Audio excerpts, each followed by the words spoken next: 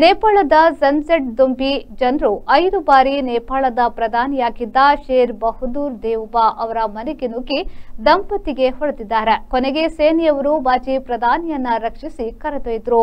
ದೇವುದಾ ಅವರು 5 ಬಾರಿ ನೇಪಾಳದ ಪ್ರಧಾನಿಯಾಗಿದ್ರು.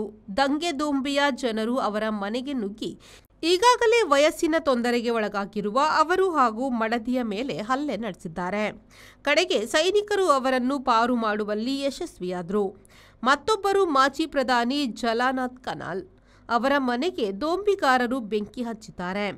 ಓಡಾಡಲು ಕಷ್ಟಪಡುತ್ತಿದ್ದ ಹಿರಿಯ ಜೀವ ಅವರ ಹೆಂಡತಿ ರಾಜಲಕ್ಷ್ಮಿ ಚಿತ್ರಕಾರ್ ಬೆಂಕಿಯ ಕೆನ್ನಾಲಿಗೆಗೆ ಸಿಲುಕಿ ಸಾವು ಕಂಡಿದ್ದಾರೆ.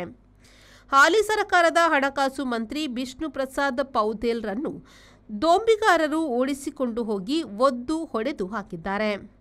ಸಂಸತ್ ಕಟ್ಟಡ ಸಹಿತ ಹಲವಾರು ಸರ್ಕಾರಿ ಕಟ್ಟಡಗಳಿಗೆ ಬೆಂಕಿ ಹಚ್ಚಿ ದಾಖಲೆಗಳನ್ನು ನಾಶ ಮಾಡಿದ್ದಾರೆ.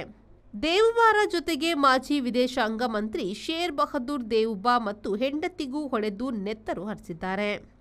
ನೇಪಾಳದ ಅಧ್ಯಕ್ಷ ರಾಮಚಂದ್ರ ಪೌದೆಲ್, ಮಾಜಿ ಪ್ರಧಾನಿ ಪುಷ್ಪಾ ಕಮಲ್ ದಹಲ್, ಸಂಪರ್ಕ ಸಚಿವ ಪೃಥ್ವಿ ಸುಬ್ಬಾ ಗುರುಂಗ್, ವಿದೇಶಾಂಗ ಮಂತ್ರಿ ರಮೇಶ್ ಲೇಖಕ್ ಮೊದಲಾದವರ ಮನೆ ಮತ್ತು ಸ್ವತ್ತುಗಳಿಗೂ ಬೆಂಕಿ ಇಕ್ಕಲಾಗಿದೆ.